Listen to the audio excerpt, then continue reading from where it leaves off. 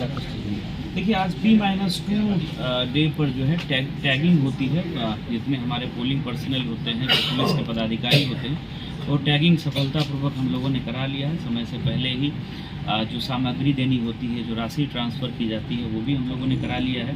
Police पदाधिकारी भी आए हुए थे और सब लोगों ने एक दूसरे का नंबर भी एक्सचेंज कर लिया है। कल EVM वीवीपैट लेकर के उन टीम्स को वाहनों के माध्यम से, जो हम लोग LS कॉलेज में हम लोगों ने बनाया है डिस्पैच सेंटर, वहीं से सब लोग मूव करेंगे बूथ की तरफ, तो उसकी भी सारी व्यवस्था कर ली गई है। और जैसा आप लोग जानते हैं कि प्रचार जो है वो समाप्त हो जाना है, 48 घंटा पहले बंद हो जाता है, तो उसको लेकर के भी हम लोगों ने टीम्स बनाई हुई हैं।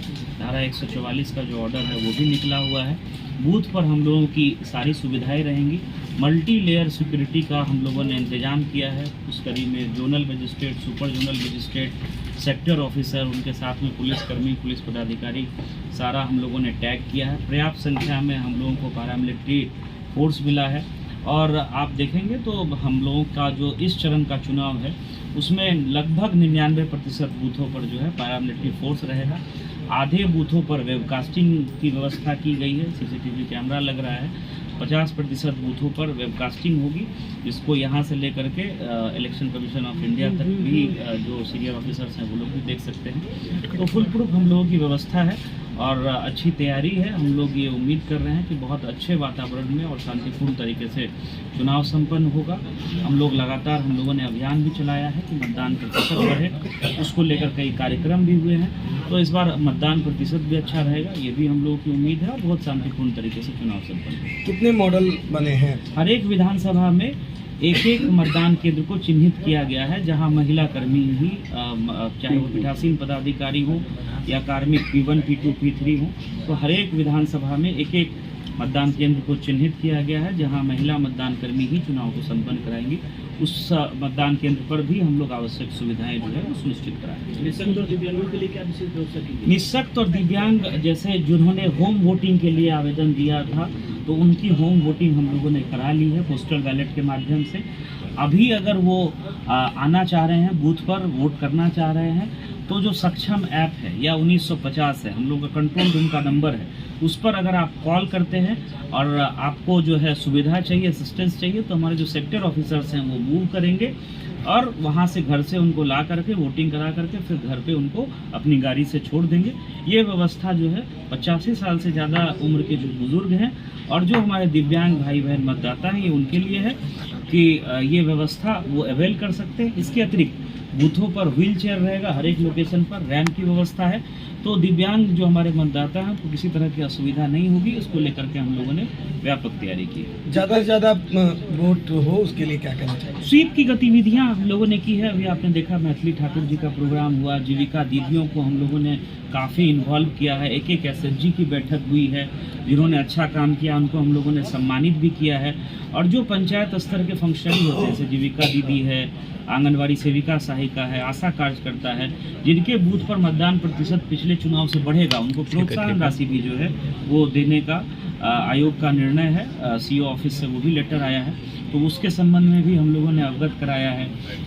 कई पंचायतों में हम लोगों ने, लगभग सभी पंचायतों में कई कार्यक्रम कराए हैं, तो उसका असर हम लोगों को लग रहा है कि निश्चित रूप से दिखेगा और मतदान प्रतिशत हम लोगों का इस चरण में जो मुजफ्फरपुर लोकसभा निर्वाचन क्षेत्र है निश्चित रूप से बढ़ेगा, ऐसी हम लोगों की उम्मीद है। सर, गायघाट प्रखंड में मधुर पुल नहीं तो वोट नहीं का बहिष्कार किया। नहीं, देखिए, कुछ शिकायतें ऐसी आई थी जो आप बता रहे हैं, इसको हम लोग दिखवा लेंगे। जैसे कल भी एक शिकायत आई थी, मेरे ख्याल से ध्यान नहीं आ रहा है गांव का नाम, तो SDO और RWD के कार्यपालक अभियंता गए थे। चूँकि आचार संहिता लगी हुई है तो उसके बारे में मैं ज़्यादा नहीं बता पाऊंगा, लेकिन उस स्कीम का चयन कर लिया गया है, उसकी ID वगैरह भी उनको दिखाया गया, और जब आचार संहिता खत्म होगी तो उसके बाद उचित निर्णय लिया जाएगा। तो लोगों ने भी अपनी बात मान ली और बिल्कुल उन लोगों ने बताया कि जो है हम लोग वोट करेंगे।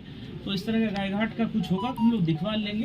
अगर कुछ नया होगा, पुराने जितने मामले थे उसमें लोगों को समझा करके हम लोगों ने एग्री कर लिया है। कहीं पे वोट बहिष्कार वाली बात अभी तक जो है उस तरह से वो नहीं दिख रही है। सब जगह जहाँ पर भी इस तरह की बात आई थी, सीनियर ऑफिसर्स वहाँ गए, उन्होंने लोगों को समझाया और जो भी आज की वर्तमान स्थिति है उसके बारे में जो ऑनलाइन पोर्टल पर उपलब्ध है वो सूचनाएं उपलब्ध करें, उसके आधार पर लोग एग्री हो गए। गायघाट वाला हम चेक कराएंगे। 20 मई को मुजफ्फरपुर लोकसभा का जो चुनाव आयोजित होने वाला है उसको लेके हम लोग की तैयारी पूरी हो चुकी है। बहुत पर्याप्त मात्रा में हम लोग के पास में सीएपीएफ की कंपनियां हैं जिसको हम लोगों ने अपना डिप्लॉयमेंट कंप्लीट कर लिया है। पोलिंग पार्टीज के साथ में सीएपीएफ की जो टैगिंग है वो भी आज कंप्लीट हो चुकी है। हम लोग 20 तारीख को जो चुनाव होने जा रहा है उसमें 99% जो हम लोग के मतदान भवन है बूथ उन पर हम लोगों की सीएपीएफ की तैनाती है। इसके अतिरिक्त जहाँ एडिशनल बूथ हैं वहाँ पे एडिशनल फोर्स भी बिहार पुलिस की तरफ से दी गई है। इसके अतिरिक्त पिछले 3-4 दिनों से बहुत तेज़ी से एरिया डोमिनेशन और फ्लैग मार्च के भी अभियान चलाए जा रहे हैं ताकि लोगों में विश्वास का माहौल पैदा हो सके। इसके अतिरिक्त जो भी हम लोगों के एनबीडब्ल्यू थे उनका बहुत तेज़ी से हम लोगों ने निष्पादन भी कराया है और जो प्रिवेंटिव एक्शंस हैं 107 की कार्रवाई है या सीसीए के एक्शंस हैं वो भी काफ़ी ज़्यादा मात्रा में किए गए हैं ताकि लोगों के बीच में एक भयमुक्त माहौल बन पाए। और आप लोगों के माध्यम से मैं अपील भी करता हूँ जिले वासियों से कि 20 तारीख को जो मतदाता हैं वो बूथ पर आएँ, बिल्कुल भयमुक्त तरीके से आएँ और अपने मत का प्रयोग करें।